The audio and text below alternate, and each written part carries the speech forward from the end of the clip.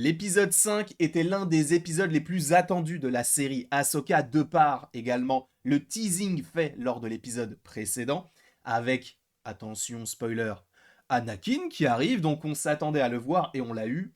J'ai été servi en termes de fan service entre guillemets, même si je ne peux pas réellement me considérer en tant que fan de Star Wars, puisqu'il me manque quand même certaines petites connaissances, beaucoup de connaissances, mais je reste un spectateur lambda de cet univers-là, en ayant vu toutes les séries, sauf Resistance et Bad Batch, et en ayant vu tous les films d'animation et tous les films live action et toutes les séries live action. Bref, je suis à jour quasiment, sauf sur certaines séries d'animation, mais le fait est que j'avais envie de t'évoquer aujourd'hui cet épisode 5, étant donné qu'il vient de sortir et que je l'ai vraiment beaucoup apprécié. Alors, il y a des choses qui, selon moi, fonctionnent très très bien, avec notamment une chose, et je pense que c'est pour ça que c'est l'un de mes épisodes préférés, et j'ai bugué sur le mot épisode, mais on va continuer, mais je pense que c'est l'un des épisodes préférés de l'univers de Star Wars que j'ai pu voir, uniquement pour un personnage. Et je pense que ceux qui connaissent un petit peu la chaîne et mon affect pour Star Wars et certains personnages, vous allez comprendre pourquoi. Mais évidemment, attention,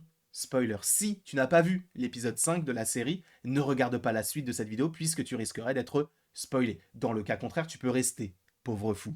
Le fait est qu'on commence bien sûr cet épisode avec la continuité de l'épisode précédent. On était donc sur Citos, on retrouve Hera, on retrouve également Yu Yang, si je ne dis pas de bêtises, Chopper, bref, on retrouve la petite équipe à la suite du combat entre Baylan Skoll et le personnage d'Ahsoka. Ahsoka eh bien, est laissée pour morte entre guillemets dans l'eau, et c'est vrai que quand on la retrouve, eh bien on la retrouve dans le monde entre les mondes. Je n'avais pas forcément la référence, enfin j'avais la référence mais je n'avais pas le nom de ce monde-là avant enfin, je m'étais dit mais je l'ai déjà vu quelque part ce monde-là, et oui ça me faisait penser à Rebels notamment, et je trouve qu'il y a vraiment pas mal de connexions avec l'animation, et c'est pourquoi j'aime cet épisode-là, parce qu'en fait il mélange aussi bien, enfin il y a entre guillemets un respect de ce qui avait été fait du côté du live action en termes de film, puisqu'on revient à une certaine époque. Il y a aussi un respect du lore animation qui est bien évidemment connecté avec l'univers live action, mais on retrouve des connexions qui sont hyper intéressantes, et de revoir un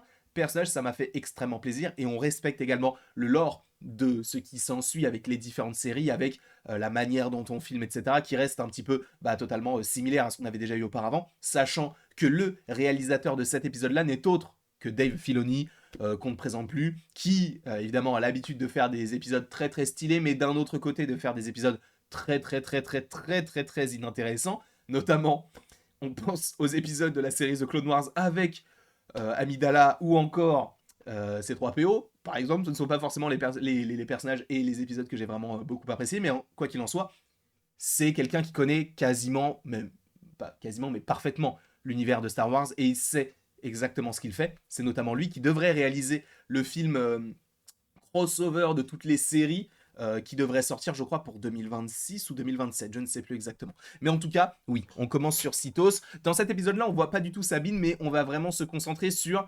Anakin et sur Ahsoka. Et c'est là que j'aime cette série. C'est qu'au début de la série, je m'étais dit, oui, c'est très bien, mais je n'ai pas vraiment l'impression d'avoir une série sur Ahsoka. Là, c'est le cas. Là, on va vraiment essayer d'avoir un truc, entre guillemets, un petit peu plus profond sur ce personnage-là, essayer de rentrer dans son intériorité, de rentrer également dans son passé, et justement l'affrontement qu'il y a avec Anakin pour, et c'est ça que j'ai bien aimé aussi, parfaire son apprentissage en tant que Jedi, puisqu'il n'a pas terminé, hein, et c'est aussi peut-être la case manquante qui, justement, était manquante pour Ahsoka, dans le sens où, eh bien, pour former le personnage de Sabine, eh bien, il faut aussi qu'elle soit, entre guillemets, une Jedi confirmée, ce qui n'est pas le cas puisqu'elle ne se considère pas comme une Jedi. Donc, peut-être que c'était ce qui lui manquait afin d'aider Sabine au mieux pour qu'elle se développe et qu'elle devienne elle-même une Jedi.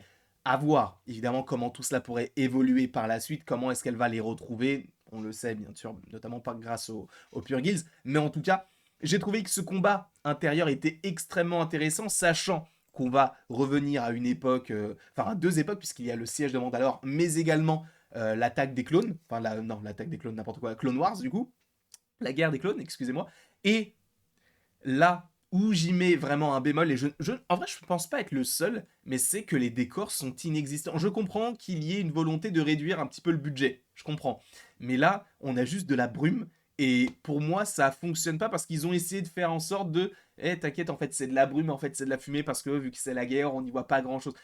En fait, c'est une facilité que j'aurais aimé ne pas avoir dans la série. C'est-à-dire que si tu m'évoques la guerre des clones, même si aussi on est dans un monde de rêve, entre guillemets, eh bien j'aurais aimé voir les décors de l'époque, tu sais, pour me dire, ok, là c'est cool, là ça fait référence à ça. Évidemment, dans un premier temps, peut-être que je n'aurais pas eu les refs, mais au fur et à mesure, enfin en fait c'est juste que ça donne vie en fait à cette scène-là, et je pense qu'elle était possiblement un petit peu trop impersonnelle, entre guillemets, dans le sens où on arrivait évidemment à voir ce qu'il voulait montrer, mais le décor joue beaucoup. Et ça m'a un peu dérangé dans les deux cas, hein, que ce soit cette scène-là ou même le siège de Mandalore, et juste, lui. Je suis désolé, mais pour moi, c'est l'un des personnages les plus sous-cotés de l'univers de Star Wars. Rex. Et en vrai, quand je l'ai vu, je me suis dit, ah, mais c'est Rex. Après, je me suis dit, peut-être que c'est un autre, tu vois. Je suis allé à la toute fin. C'est Temuera Morrison qui interprète ce personnage-là, lui qui joue Jango Fett, Boba Fett, il joue tous les clones, en tout cas au niveau de la tête, physiquement, etc. Et c'est lui qui est, alors je ne sais pas si c'est lui qui est dans l'armure, mais en tout cas c'est sa voix, puisqu'il est crédité à la fin, et c'est bien Captain Rex. Et ça me fait extrêmement plaisir, parce que pour moi c'est le meilleur, pour moi c'est l'un des meilleurs personnages, et si vous ne le connaissez pas, regardez The Clone Wars, vous allez comprendre pourquoi. Il est le meilleur des clones, de tous les clones, et l'un des meilleurs personnages, selon moi, de l'univers de Star Wars. Alors certains vont me dire que j'abuse, mais j'adore ce personnage-là. Mais bref, au-delà du décor, l'intérêt de cette scène-là est extrêmement intéressante, notamment par rapport au combat qui va s'effectuer entre justement Anakin et le personnage d'Ahsoka, et avec le côté un peu, enfin le côté obscur, tout ça.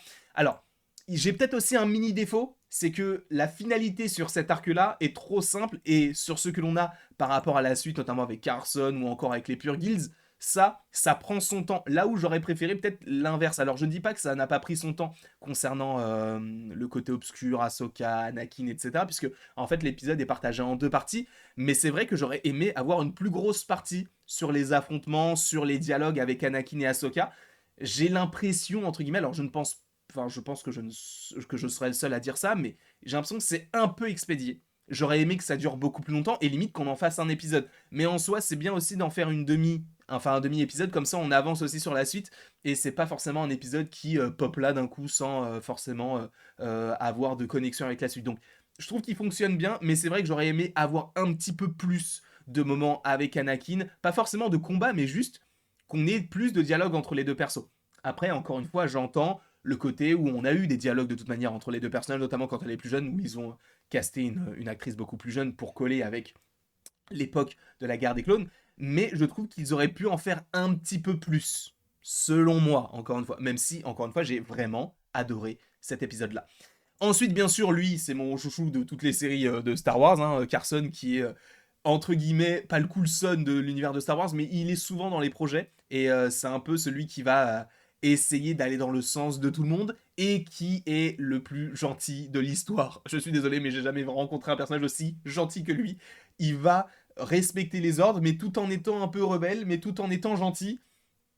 Ça colle parfaitement bien, et j'adore ce personnage-là qu'on avait découvert, je crois, pour la première fois dans la saison 2 de The Mandalorian, si je ne dis pas de bêtises, notamment avec l'épisode où on a l'araignée, vous savez, l'araignée dans le monde un peu glacial, ou voilà. Mais en tout cas, c'est un très très bon personnage, et je suis très content de le retrouver pour cette série-là. Et après, bien sûr, on a les Pure Guilds, la connexion avec Ahsoka, la connexion avec Ezra. Je trouve que ça fonctionne encore une fois très très bien. Le lien avec la série Rebels est clair, donc moi j'aime beaucoup. Après, je comprendrais que la plupart des gens ne s'y retrouvent pas, en tout cas ceux qui n'ont pas vu la série Rebels, parce que je trouve qu'on ne laisse pas beaucoup la place à ceux qui n'ont pas vu, et c'est plus destiné aux fans, puisque ça prend place juste après une série de 4 saisons d'animation, donc ça ne peut pas toucher tout le monde, bien sûr, mais en tout cas, j'ai vraiment, vraiment beaucoup aimé cet épisode-là, et la série, pour moi, c'est pas un sans faute, parce qu'il y avait l'épisode 3 qui était un petit peu moins bon pour moi, et il y a toujours un petit peu des choses des choses à redire, bien sûr, mais en tout cas, cet épisode-là, il était vraiment, vraiment très, très, très, très bon. Et je ne dirais... J'allais dire que c'est peut-être le meilleur de la saison, mais c'est vrai que l'épisode 4 était très bien aussi, donc je les mettrais au même niveau. Mais en tout cas, j'ai passé un excellent moment devant l'épisode 4 et l'épisode 5, et j'apprécie fortement. Sachez qu'en description, il y aura le lien de deux chaînes en lien avec Star Wars, puisque je n'ai pas forcément de légitimité à en parler, puisque je ne connais pas l'univers parfaitement. Mais en dessous, vous avez Absolute et vous avez Sidemall. Donc n'hésitez pas à aller voir tout ça. Eux s'y connaîtront, enfin s'y connaissent bien, bien plus que moi. Moi, je suis là uniquement pour te donner mon avis en tant que simple spectateur, pas fin connaisseur, juste te donner mon avis sur quelqu'un qui a regardé quasiment toutes les séries, puisqu'encore une fois, il ne me manque que The Bad Batch et Resistance, mais pour le reste, j'ai tout séché. Je vous remercie en tout cas d'avoir regardé cette vidéo. N'hésitez pas à l'aimer, à la partager, à la commenter et à vous abonner si ce n'est pas déjà le cas. Et après tout ceci, il ne me reste plus qu'à vous dire à la prochaine pour la prochaine. Et bien sûr, tu peux cliquer sur cette vidéo puisque je ne sais pas si la réaction est sortie. Si elle l'est, tu peux cliquer sur la réaction. Si elle ne l'est pas, on va mettre une autre vidéo, tout simplement. Il y en a tellement, les gars, il y en a tellement.